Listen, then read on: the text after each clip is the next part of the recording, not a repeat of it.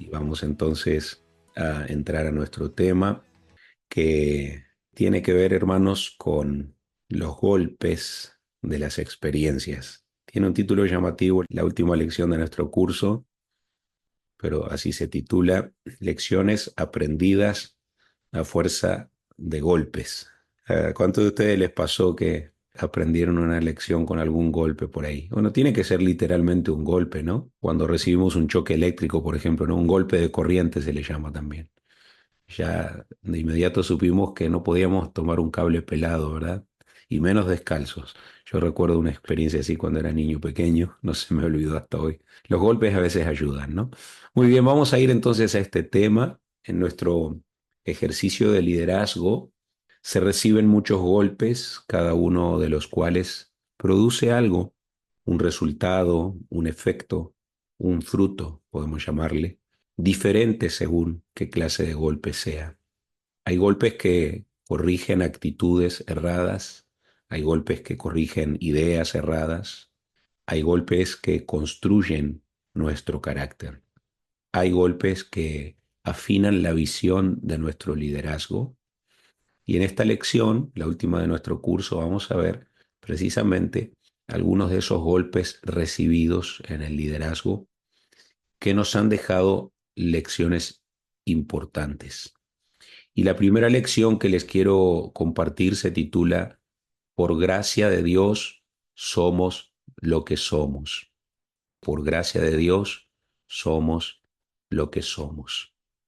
A algunos hermanos, a algunas personas les agrada ser líderes. Otros piensan que sentirse así o que sentir eso está mal.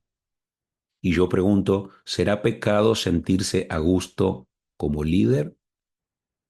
Bueno, sí cuando nos mueve el orgullo, sí cuando los intereses son egoístas, individualistas, y no cuando sentimos que Dios nos llamó a servirle, cuando sentimos que X posición de liderazgo nos va a brindar, nos va a proveer la oportunidad de hacer algo por el Señor y de hacer algo por su reino.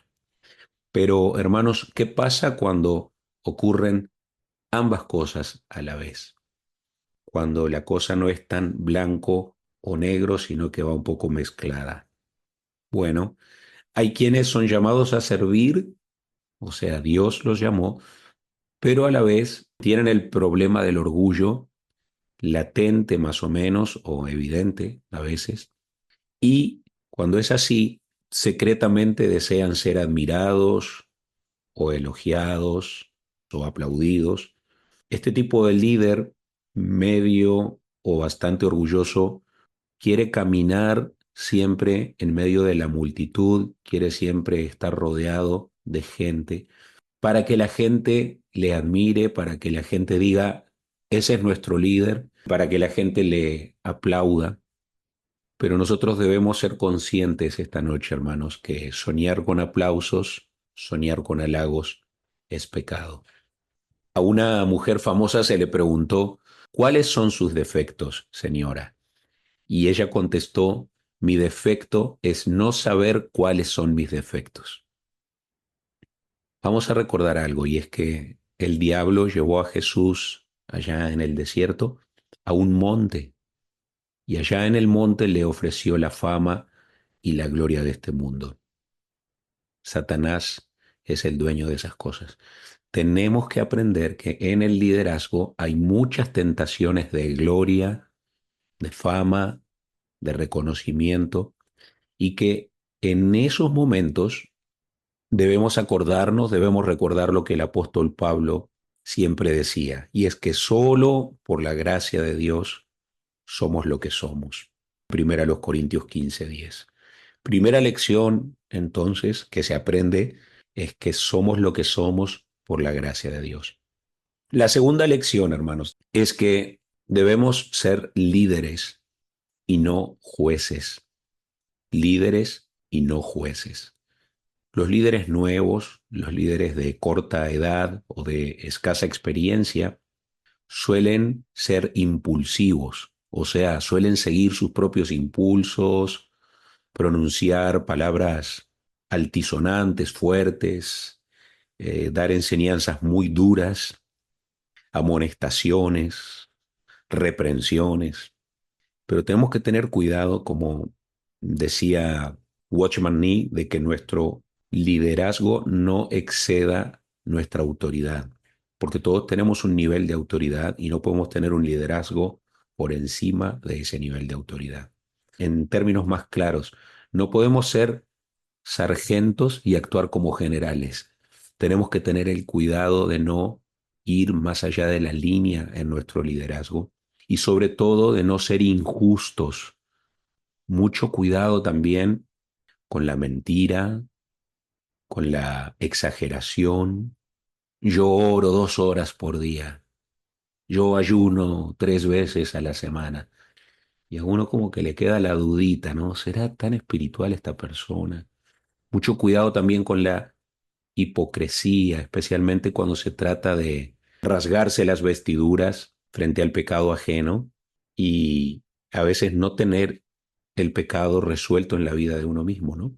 En una ocasión, durante la predicación de un ministro, un anciano se levantó y gritó: Predicador, tus hechos me aturden tanto que no me dejan oír lo que predicas. Tu testimonio no avala tus palabras. Tal vez ese ministro se haya sentido ofendido con las palabras del anciano. Tal vez pensó: esto me pasa por ser líder. Este es el precio que tengo que pagar por ser un servidor de Dios. Y la realidad es que hay muchos líderes que se sienten víctimas cuando se les cuestiona, cuando se les critica, pero es porque es más cómodo sentirse víctima de una injusticia ajena que reconocer la injusticia propia. Es más fácil hacerse la víctima que asumir que quizás uno es el victimario. Nunca debemos abusar de nuestra posición. No podemos tratar mal a la gente y esperar que la gente nos trate bien, y respetar a la gente y esperar que la gente nos respete. No podemos menospreciar a nuestros hermanos. Y vuelvo al consejo del principio: ser líderes no significa ser jueces. Yo le voy a pedir a Maya que lea una escritura que voy a colocar en pantalla. Es muy importante porque encierra unos valores que Jesús nos transmite desde el monte, desde aquel sermón muy famoso que él predicó. Y es importante que nosotros no solo comprendamos estos valores, sino que como líderes nos apropiemos de ellos, los adquiramos y también los practiquemos. Vamos a leer entonces, Maya, aquí en Mateo 7, del 1 al 5. No juzguéis para no ser juzgados, porque con el juicio con el que juzgáis serán juzgados, y con la medida con que medís os será medido. ¿Y por qué miras la paja que está en el ojo de tu hermano y no echas de ver la viga que está en tu propio ojo? ¿O cómo dirás a tu hermano, déjame sacar la paja de tu ojo y he aquí la viga en el ojo tuyo? Hipócrita, saca primero la viga de tu propio ojo y entonces verás bien para sacar la paja del ojo de tu hermano. Amén a la palabra de Dios. Muchas gracias, Maya. Bueno, sin anestesia hablaba Cristo, ¿verdad, hermanos? Pero tenía toda la autoridad para hablar así. Repito entonces: seamos líderes, pero no jueces. El tercer consejo, y ustedes lo estarán leyendo ahí, es que seamos fuertes, pero también perdonadores. En la novela gauchesca Don Segundo Sombra, el autor argentino Ricardo Guiraldes incluye un pasaje en el que un hombre le da algunos latigazos a un joven y le dice: hacete duro, che, que es como decir: hazte hombre. Bueno, el doctor Stanley Jones, un médico misionero en la India, afirmaba que sería ideal que el buen líder tuviera piel de rinoceronte para no sentirse herido por cualquier cosa, para no lastimarse con las flechas, con las saetas de sus adversarios. Hermanos, la importancia de esto, la importancia de la fortaleza emocional del líder no puede ser exagerada. El cristiano, no solo el líder de la iglesia, el cristiano en general, tiene que ser inofendible. Si ser cristiano significa ser como Jesús, pues no cabe menos que ser inofendibles, porque Jesús así lo fue.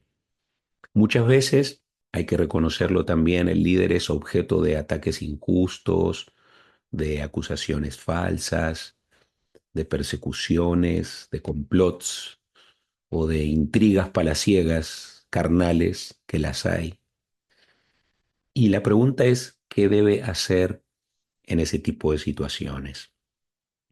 Lamentarse, autocompadecerse, escribir su carta de renuncia, darse por vencido. Bueno, si miramos en la Biblia, hermanos, los grandes hombres de Dios pasaban a través de esas crisis, porque no es a nosotros que nos ocurre solamente. Estos hombres hace 2000 años, 3000 años, fíjense en Moisés, por ejemplo, soportaron este tipo de crisis y la clave está en que ellos se asieron, se tomaron de la mano de Dios. Como dijo el apóstol Pablo a los cristianos de Corinto, y lo voy a poner en pantalla para que Maya nos lo lea también. Vamos a leer la palabra en el nombre de Jesús. Segunda a los Corintios 4, versos 3 y 4, Maya. Yo en muy poco tengo a ser juzgado por vosotros, o por tribunal humano. Y aún yo me juzgo a mí mismo, porque aunque de nada tengo mala conciencia, no por eso soy justificado, pero el que me juzga es el Señor. Mm. Amén. Gracias, Maya. Lo voy a decir en vernáculo, lo voy a decir en palabras de la calle. El apóstol Pablo tenía inmunidad para con las críticas. Se lo dice a los corintios que parece que eran bastante criticones. Cualquier parecido con la actualidad es pura coincidencia, ¿no? Solo me juzga el Señor, a mí no me juzga más nadie. ¡Wow! Tenía mucha madurez el apóstol Pablo, ¿no? Muy bien, hermanos. Eso entonces me lleva, nos conduce a decir que el verdadero líder es fuerte, que el verdadero líder se sobrepone a las críticas, el verdadero líder sigue adelante, el verdadero líder ama a toda la gente, el verdadero líder tolera, perdona, así como aquel gran líder llamado Esteban, Hechos capítulos 6 y 7, perdonó a sus victimarios y lo estaban matando a pedradas, hermanos. Bueno, ese fue el tercer consejo o lección que se aprende a fuerza de golpes o de pedradas, si ustedes quieren, el hecho de ser fuertes y perdonar. En cuarto lugar, a esta lección le he titulado Antes de poder dar órdenes. Yo creo que a todos en algún momento nos entusiasma eso de dar órdenes, ¿no? Nos gusta, creo que es algo que traemos dentro todos. Nos gusta el poder, ¿verdad? Tener, dicen en Uruguay, la sartén por el mango, poder mandar. Y está bien, porque en el liderazgo se necesita esa capacidad. Alguien tiene que dar las órdenes, ¿verdad? Ahora bien, los líderes tienen que atravesar ciertas etapas antes de, etapas hacia la madurez. Recuerden que ya tuvimos un curso llamado así, ¿verdad? El curso de nivel 3. ¿Por qué está antes de este otro curso? Porque antes de poder ser líderes tenemos que estar maduros. Y hay una etapa en esto de transitar hacia la madurez, de caminar hacia allá, en que creemos que todo lo podemos alcanzar, que cualquier cosa que nos propongamos hacer la vamos a hacer. En el pastorado, específicamente, a esto se le conoce o se le llama síndrome mesiánico. El pastor joven, el que recién empieza, cree que puede sanar a todos, cree que puede bautizar a todos, cree que por todos va a orar y van a recibir el Espíritu Santo y van a hacer una bendición en la iglesia. Poquito tiempo pasa para que se dé cuenta que él no es el Mesías y que nada de eso va a pasar, o muy poco de eso va a pasar. Pero el líder novato en general así piensa también. Luego viene el otro periodo en que empieza a sentirse frustrado, se empieza a dar cuenta que las cosas no son tan fáciles e incluso llega a creer lo contrario de la primera etapa y es que no es capaz de hacer nada, cae en la desesperación. Pero luego viene la nivelación, el tercer periodo en donde el líder por fin comprende que solo Dios es el que hace las cosas, que no es nuestra fuerza, que no es nuestra inteligencia, que no es con ejército ni con espada, dice Dios, sino con mi espíritu, ¿verdad? Cuando se está en aquella primera fase o en las primeras fases, en las fases tempranas del liderazgo, es muy frecuente el desconcierto o, como dije, la frustración cuando las cosas no salen como uno espera. Y podemos decir que eso es algo inevitable, que las cosas no salgan como uno espera, porque del dicho al hecho hay un largo trecho, ¿no? Y también que eso nos traiga frustración. Nos vamos a sentir insatisfechos, por momentos vamos a sentir que perdemos la fe. Les habla alguien que ha pasado por muchos valles de esos, como que perdemos la confianza en poder alcanzar nuestros sueños del principio. Es una etapa dura donde muchos retroceden, se pierden, pero otros de alguna manera continúan adelante, siguen como por inercia a veces, arrastrados por la rutina, a veces sin siquiera saber muy bien qué están haciendo, pero continúan y continúan adelante con sus tareas, pero en su fuero íntimo ya no creen, y eso también es muy peligroso. Algunos incluso piensan que ya no van a poder lograr nada más que lo que lograron hasta ese momento. ¿Por qué no renuncian en ese momento? ¿Por qué no se marchan? ¿Por qué no se quitan? No se van. Bueno, a veces es por temor al que dirán, más que todo eso, les sostiene apenas una débil fuerza, ¿verdad? Llamada quedar bien, pero por dentro no quieren seguir. En momentos así, y todos los que estamos aquí vamos a pasar en algún momento por eso, o varias veces por eso, es bueno recordar las palabras bíblicas del apóstol Pablo, Filipenses 2:13, que dice, Dios es el que en vosotros produce así el querer como el hacer por su buena voluntad. En otras palabras, no es con base en nuestra fuerza nuevamente o en nuestro poder de decidir qué hacer, qué no hacer. Dios es el que va a producir todo eso. Y no solo el querer, sino también el hacerlo. O sea que no se trata de nuestros planes. Esa es precisamente la receta para el fracaso, hacer nosotros los planes. No se trata de nuestros planes, se trata de los planes de Dios. ¿Qué lugar le estamos dando a Dios en nuestros planes o en los planes que estamos llevando adelante? Porque no se trata de lanzarnos a algo y después pedir que Dios ponga su sello de aprobación. Hay una gran diferencia entre decir, Señor, bendice lo que estoy haciendo y decir, Señor, ayúdame a estar donde tú estás bendiciendo. Tenemos la costumbre de hacer el calendario, de hacer la agenda y después presentársela al Señor. Señor, apruébamela. Así no funciona. Nuestra vida debe ser como una hoja en blanco que Dios mismo escriba. Sí, nuestra agenda tiene que ser completada o rellenada por Él. Debemos habituarnos a orar para entender los planes del Señor. Luego que los entendemos, pensar seriamente en ellos, elaborarlos, trabajarlos y después seguirlos. El líder cristiano no se para y da órdenes.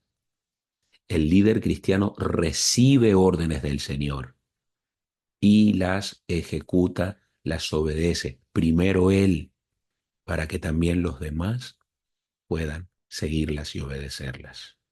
Gloria a Dios.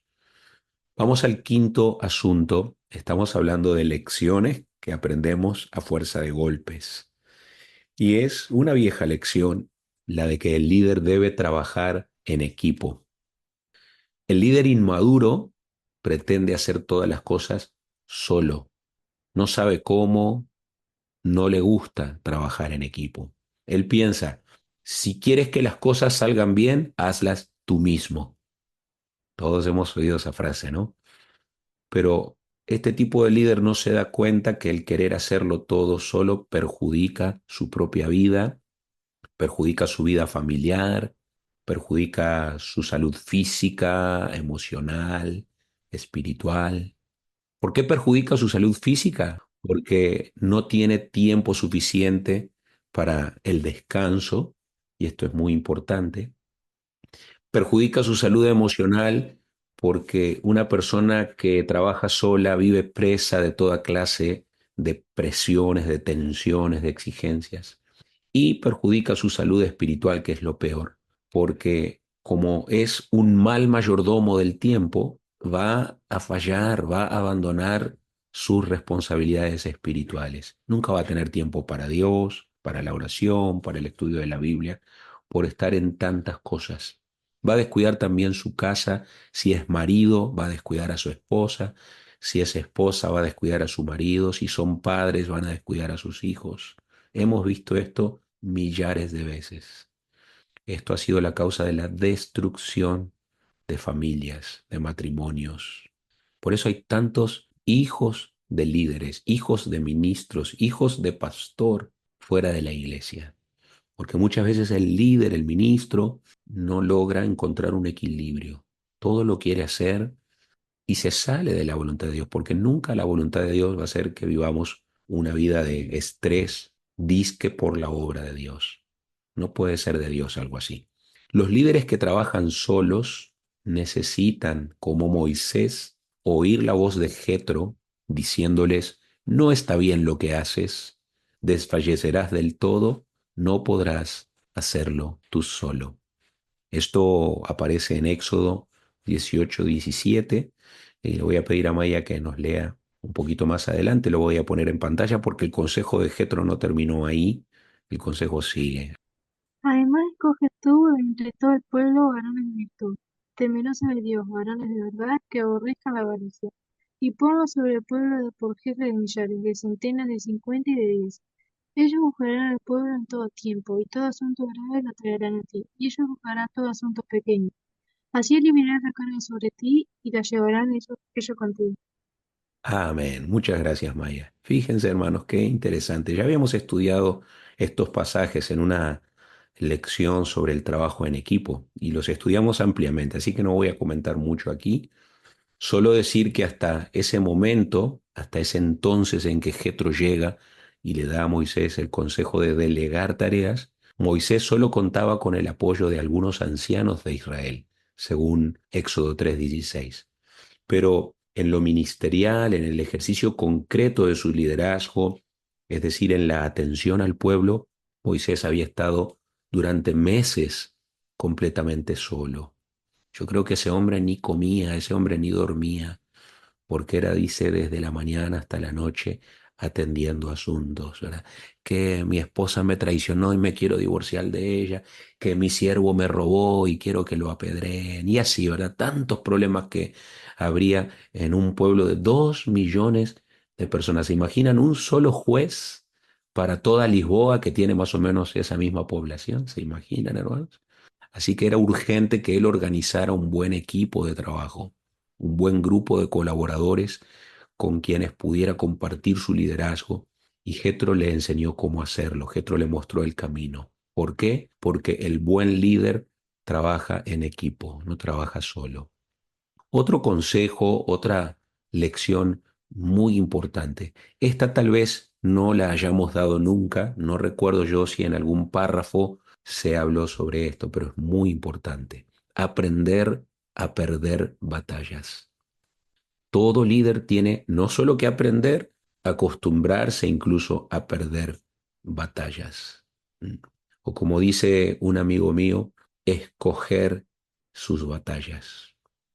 No siempre debemos pelear para ganar, a veces debemos soltar ciertos asuntos. A veces perdemos debates, perdemos discusiones, elegimos perderlas, elegimos darle la razón al otro, no sarcásticamente, no darle la razón del loco, como se suele decir, no, simplemente ceder para que se haga lo que el otro quiere. Como líder, uno tiene que aprender a perder frente a otros puntos de vista, porque ningún punto de vista es 100% acertado o 100% errado. Mis hermanos, hay matices también. Es muy importante aprender a ver las cosas no solo desde el punto de vista de uno, o como dijimos hace un par de semanas atrás, aprender a ponernos en los zapatos de los demás. Y a partir de ahí también decidir qué pasos vamos a dar después que hemos perdido la batalla. No se trata solo de perder o aprender a perder, se trata de ganar experiencia en cuanto a la elección de las batallas que podemos perder o que no podemos perder. En general, las batallas protagonizadas en el liderazgo, por el liderazgo, no son sobre temas teológicos, estamos hablando en la iglesia, ¿verdad? Más bien son batallas sobre criterios administrativos, sobre asuntos funcionales, sobre asuntos prácticos. Se discute sobre qué computadora hay que comprar para la tesorería de la iglesia. Acá tenemos a la hermana tesorera de la iglesia. O se discute sobre las características que debe tener la ampliación que se va a hacer en el edificio del templo. De qué color va a ser la pintura, si las ventanas van a ser así o así. Y a veces sencillamente no se llega a un acuerdo. Alguien, por lo tanto, va a tener que ceder. No le gusta el amarillo, pero al otro le gusta el amarillo. No le gusta la ventana de aluminio, pero le gusta la de madera. Alguien va a tener que aceptar la voluntad de otro, porque de lo contrario entonces no se puede trabajar. Esto tiene sus excepciones, ¿no? Por ejemplo, si en la iglesia o en el grupo celular o en el ministerio X de la iglesia se está queriendo tomar una decisión que es antibíblica, como por ejemplo que alguien en la iglesia dice, ya no se puede tomar más la cena del Señor, la vamos a suprimir. Pues a alguien se va a tener que parar y decir, no, no, no, un momento, el Señor nos ordenó tomar la cena del Señor. O alguien quiere cambiar la fórmula bautismal, ¿verdad? O alguien quiere cambiar alguna otra doctrina fundamental de la salvación, por ejemplo. Obviamente eso no vamos a negociarlo, pero cuando no se trata de asuntos así fundamentales, hermanos, es bueno como líderes someternos de vez en cuando a la voluntad de otros, ser flexibles. ¿Cuál es el siguiente paso? Bueno, cuando salimos de la reunión, donde ya se hizo el acuerdo, donde ya se dijo se va a comprar esto, se va a hacer aquello, no comentar con otros hermanos nuestro disgusto por la decisión adoptada. No sé si han visto en las entrevistas que el senador tal, el representante tal, dice, no tengo declaraciones que hacer. No es que no las tiene, es que por disciplina, por lealtad no va a hablar, porque lo que se acordó, lo que se dijo, aunque él no estuvo de acuerdo, ya se acordó. ¿En qué va a contribuir un comentario en contra después? Ya no se va a cambiar la decisión, ¿verdad? Entonces es muy importante que el líder evite hacer comentarios si no estuvo contento con algo que se decidió. Porque, y especialmente viniendo del líder, la crítica es muy destructiva. La crítica es sembrar para la destrucción de la iglesia.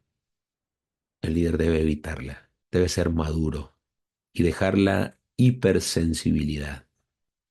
En algunas iglesias, en algunas denominaciones como la nuestra, los directivos son elegidos mediante el voto de los miembros. ¿Qué sucede, por ejemplo, cuando un líder no resulta electo? ¿Qué tiene que hacer? ¿Llamar al abogado y entablar una demanda contra la denominación, contra la iglesia? No. Tiene que aceptar ese hecho, tiene que entender que le toca a otro, que la gente decidió por alguien más y no se debe sentir menospreciado por nadie. Como decía tantas veces el apóstol Pablo, que nadie te menosprecie. Muchas veces el menosprecio es lo que alguien imagina, no es real. Entonces, recordar que el liderazgo no depende de la posición que uno ocupa. Jesús no tuvo ninguna posición, ni política, ni religiosa. Algunos le llamaban rabí, como queriendo darle una posición, y a veces le decían maestro bueno, y él mismo protestó. Dijo, ¿por qué me llaman así? ¿Cómo nos gusta, verdad? Que doctor, Dios nos ayude. Fíjense, hermanos, que a Diótrefes, tercera del apóstol Juan, precisamente le gustaba eso, le gustaba tener el primer lugar entre los hermanos. Y eso revela o demuestra que Diótrefes no era realmente un líder. Estaba desesperado por serlo, pero no lo era. No estaba en su naturaleza. Esta es una paradoja, hermano. Los que reclaman y quieren, lo único que hacen es demostrar que no lo son, que no califican. Los que no son verdaderos líderes, por lo general, cuando quieren serlo, se envuelven en guerras para alcanzar aquello, en golpes de Estado, ¿verdad? Dentro de la iglesia. Todos aquí hemos visto gente así dentro de la iglesia. Como dijo una vez mi hermano Nicolás, nunca se me olvida, no todo el que está en la iglesia es iglesia.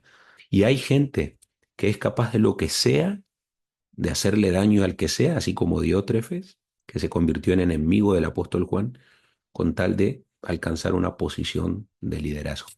Que Dios nos dé un espíritu de dominio propio, que Dios nos dé un espíritu de amor, de humildad en toda circunstancia. Y que podamos esperar, hermanos, por nuestra oportunidad, por nuestro tiempo. No siempre se puede ganar. Otro paso muy importante después de perder una batalla es orar por los que la ganaron. Es brindar nuestro apoyo al que la ganó. Es mantener el amor fraternal hacia el que ganó la batalla. O sea, cero rencor. Porque es imposible, hermanos, que todos pensemos igual y que siempre ganemos, que nuestro punto de vista siempre sea el mejor. Eso no existe. ¿Ah? Es imposible que en una congregación todos piensen exactamente lo mismo, porque nadie tiene idéntico criterio al del otro. Por eso la Biblia nos manda tanto orar los unos por los otros, más de 30 veces en el Nuevo Testamento. Tolerarnos los unos a los otros, entendernos mutuamente. ¿Por qué, hermano? Porque todo eso favorece la unidad, lima las asperezas.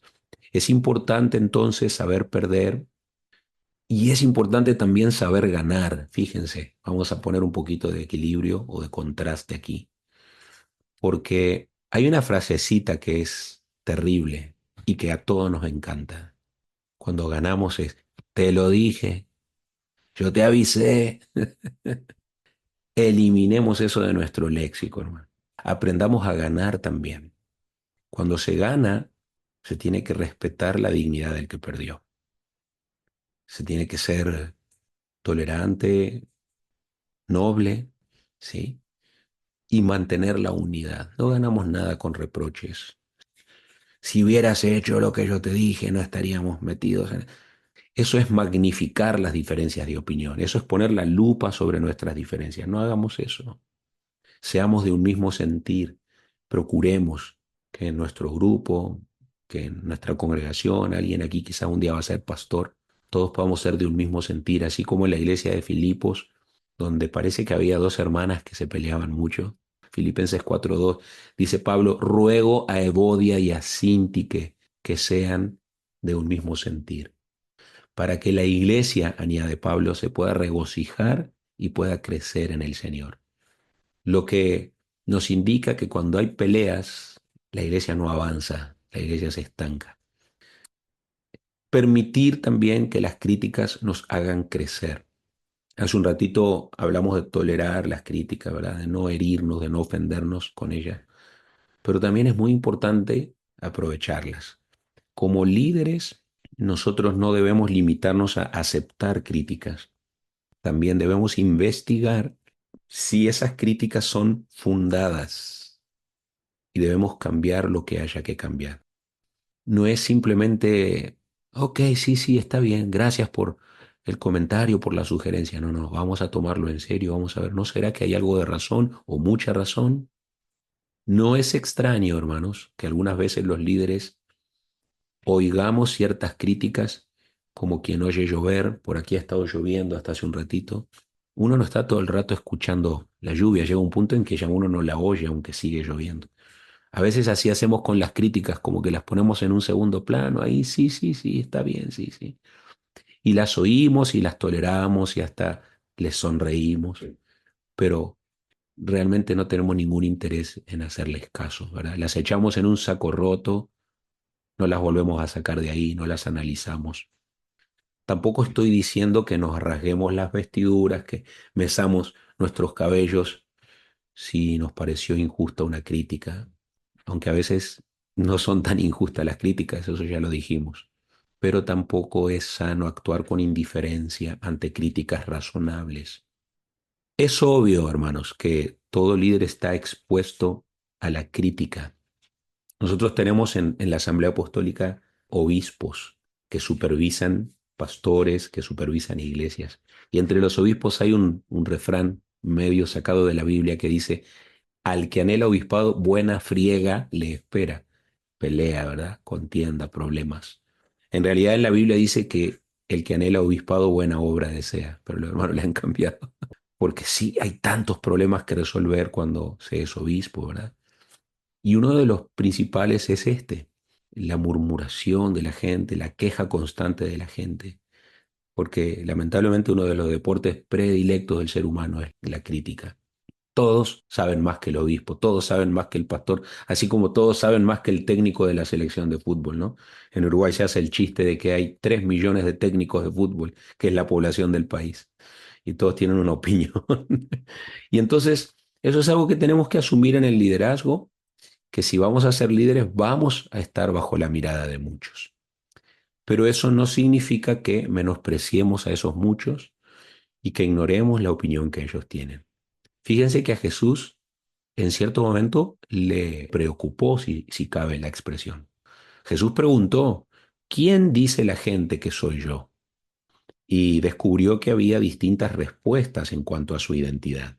Sí, eso ya lo hemos estudiado en Lucas capítulo 9, allá cuando dimos la identidad de Jesucristo, nivel 1 de discipulado. Y también descubrió, entre comillas, ya lo sabía, pero lo oyó de la boca de sus discípulos, que había quienes le admiraban y había quienes le rechazaban.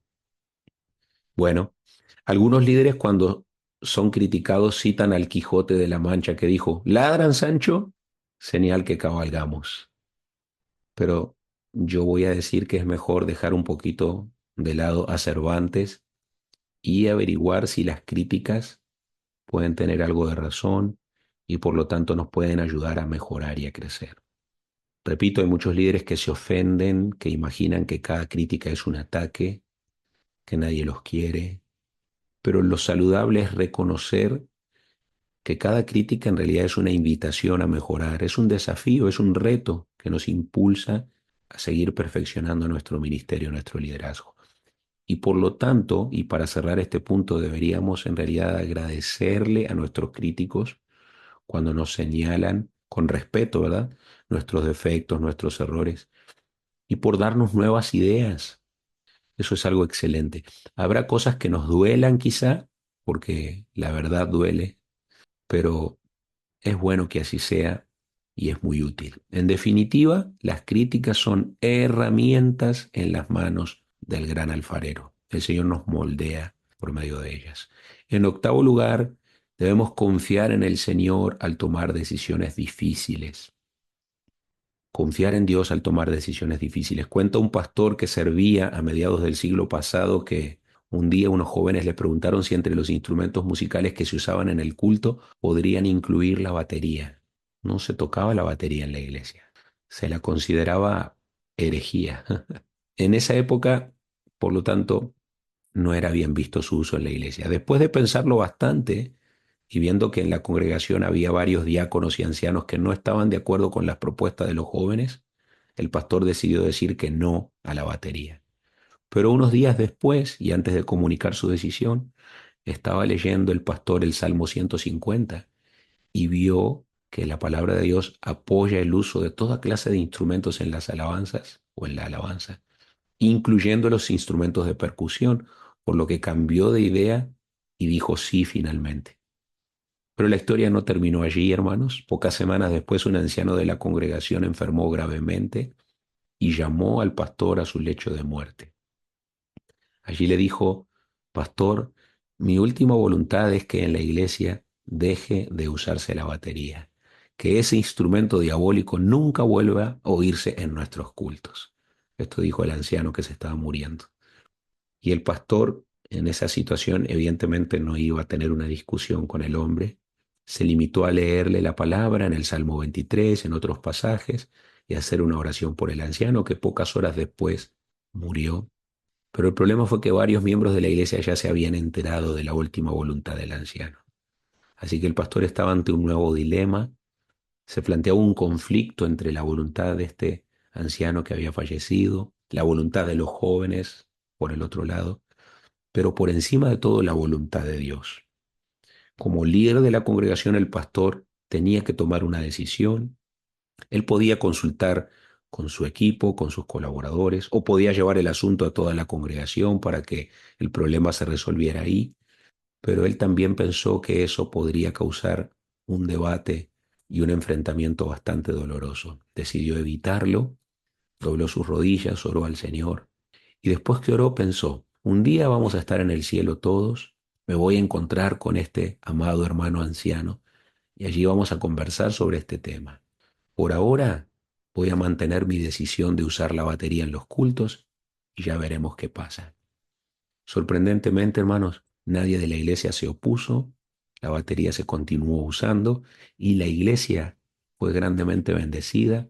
Con el tiempo, muchos jóvenes que no querían venir a la iglesia vinieron, fueron ganados para Cristo. Porque la música es un poderoso enganche, ¿verdad?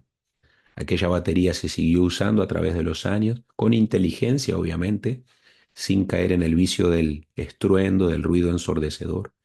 Y algo que nosotros podemos aprender de esa historia, una historia real, es que Dios quiere que los líderes nos atrevamos a tomar decisiones difíciles, a hacer cambios necesarios, confiando en Él. El Señor le dijo a Moisés allá en el desierto, ¿por qué clamas a mí? Di a los hijos de Israel que marchen. Hay otro punto también que quiero tocar, hermanos, y el tiempo se me agota, y es la lección de evitar ser selectivos y halagüeños. Un reconocido cantante cristiano fue invitado a cantar en una importante cruzada de evangelización. La noche de apertura, mientras cantaba su primer himno, algunos muchachos se burlaron de él a gritos, le silbaron, le arrojaron colillas de cigarrillos, cáscaras de frutas. Pero después todo prosiguió normalmente, finalizó la predicación y entonces el cantante debía subir para entonar otro himno. El pianista comenzó a tocar, tocó el preludio una vez, el cantante no subió, lo tocó dos veces, tres veces, pero el cantante nunca subió a cantar. Cuando el servicio terminó, vino y le explicó al pastor anfitrión que él no cantaría para un público inculto. El pastor le respondió, tú no cantas para el público, tú no cantas para el público, tú cantas para Dios. Y no terminó ahí, hermanos, el pastor también le dijo, además, entre ese público, como tú lo llamas, había muchas personas necesitadas de salvación. Tu canto pudo haberlas guiado a Jesús, pero tú se lo impediste. Y agregó, escucha bien, no eres un artista que busca los aplausos de la gente, eres un servidor del Señor que conduce almas a Él. ¿Cuál era el problema? Era que aquel joven cantante tenía un ministerio selectivo que buscaba satisfacer a los que supieran apreciar su arte o calidad. Pero nosotros, hermanos, no podemos cometer ese error y tenemos que tener el cuidado de no limitar nuestro liderazgo a determinado tipo de personas, a personas de determinado nivel o de determinado rango o clase o raza y desestimar así, menoscabar así las verdaderas necesidades de otra gente, de gente sin Dios o incluso de nuestros propios hermanos. En la Biblia hay una historia de los falsos profetas de Jezabel, los profetas de Baal, los profetas de Acera, que durante una convención, durante una cumbre con los reyes Acab y Josafat, reyes de Israel y Judá respectivamente, se complacían en halagar a los soberanos, en halagar a sus colaboradores cercanos, porque claro, era un público que pagaba bien, ¿no? Era un público selecto y había que decirles cosas agradables. Y el líder de estos profetas, que profetizaban pura bendición y puro éxito, se llamaba Sedequías, les aseguró que Jehová les iba a dar total victoria, pero al final de aquella jornada, Acab y Josafat perdieron la guerra. Ustedes pueden encontrar esta historia en Primero de Reyes 22 o en Segundo de Crónicas 18. Tenemos que tener cuidado. Al que tenemos que agradar nosotros es al Señor, no a la gente. En el sentido de decir simplemente lo que se nos ordene decir, nada más. Cuidado con ser lisonjeros, cuidado con ser halagüeños, cuidado con ser selectivos. Y por último, quiero terminar con este consejo, hermanos. Como líderes, como servidores del Señor, nunca buscar la ventaja personal. En una ocasión memorable, un reconocido misionero de nuestra iglesia en una nación latinoamericana, fue llamado por el presidente del país a comparecer en el Palacio de Gobierno. Y el misionero se presentó en el día y en la hora señalados en el despacho del jefe de Estado. El presidente le saludó, le invitó a tomar asiento y de inmediato le lanzó una pregunta. ¿Cree usted realmente en lo que estaba predicando ayer en la plaza?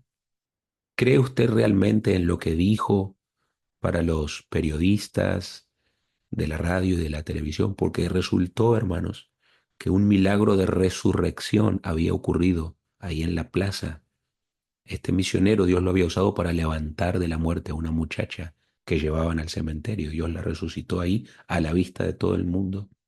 Y aquello llegó a la radio y a la televisión y el presidente lo vio.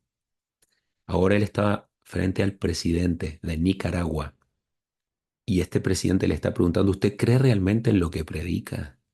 Y era auténtica su inquietud, porque este hombre, el presidente de Nicaragua, tenía a su señora gravemente enferma. Estaba en artículo de muerte su esposa. Así que el misionero, en respuesta a la pregunta del presidente, le expone todo el Evangelio. Por 15, 20 minutos le predica la palabra del Señor. Y al terminar, el presidente le dice, comprenderá usted, pastor, que yo no puedo hacerme protestante, que yo no puedo hacerme de su religión, porque yo tengo compromisos. Así que hablaron unos minutos más y antes de despedirse, antes de que el misionero se fuera, el presidente le dice, ya había sido visitado por otros pastores, por otros líderes religiosos. Y siempre que me visitan me regalan Biblias, me regalan libros, rezan por mí y después se van. Y añade, no estoy seguro, pero creo que algunos utilizan estas entrevistas para hacerse propaganda. Esa era la intuición del presidente, que había gente religiosa que se aprovechaba de él para promocionarse. Y es probable que estuviera en lo cierto. Pero yendo a la Biblia, hermanos, y con esto voy a terminar, nos encontramos al apóstol Pablo ante el rey Agripa, una importante autoridad del Imperio Romano. Y Agripa le dice a Pablo, después de oírlo predicar, Hechos 26, 28, por poco me persuades a ser cristiano, una de las frases más famosas de la Biblia. Pero es interesante ver lo que Pablo le había estado diciendo antes al rey que por poco se hace cristiano. Pablo le había estado hablando del juicio de Dios, de la justicia de Dios, del advenimiento o segunda venida de Jesús. Le había dicho también que él era un enviado de Dios a los gentiles para que se convirtieran de las tinieblas a la luz y de la potestad de Satanás a Dios. Esto está en Hechos 26, 18. Fuerte la predicación de Pablo. El tema es que no se le estaba predicando a cualquier tío borracho de la calle, se le estaba predicando a un rey que lo tenía encarcelado y que podía mandarlo decapitar. Es decir, el apóstol Pablo no solo no utilizó aquella entrevista con el rey para beneficio propio, no trató de abogar por su situación de preso, todo lo contrario, él arriesgó el pellejo, arriesgó su vida dando testimonio de Jesús al rey. Esta es una lección muy importante, tal vez la más importante de las 10 que hoy hemos compartido. De todos los golpes que en el ministerio, en el liderazgo vamos a llevar y que nos enseñan cosas, este, sin duda alguna, debe ser el más útil de todos. El hecho de estar en desventaja muchas veces, pero aún así mantener nuestra prioridad, que es hacer lo que el Señor nos mandó a hacer, sin importar lo que pase con nosotros, sin importar las retaliaciones, las consecuencias, el precio. ¿Mm? Gloria a Dios. Voy a rápidamente mencionar las 10 cosas que hemos dicho. Recordar que por gracia de Dios somos lo que somos. Número 2, ser líderes, no jueces. Número 3, ser fuertes y también perdonadores. Número 4, no solo dar órdenes, sino obedecer las órdenes de Dios. Y eso en primer lugar. Número 5, trabajar en equipo. 6, aprender a perder batallas. 7, que las críticas nos hagan crecer, no enojar. 8, confiar en Dios al tomar decisiones difíciles. 9, evitar ser selectivos y halagüeños. Y por último, nunca buscar la ventaja personal.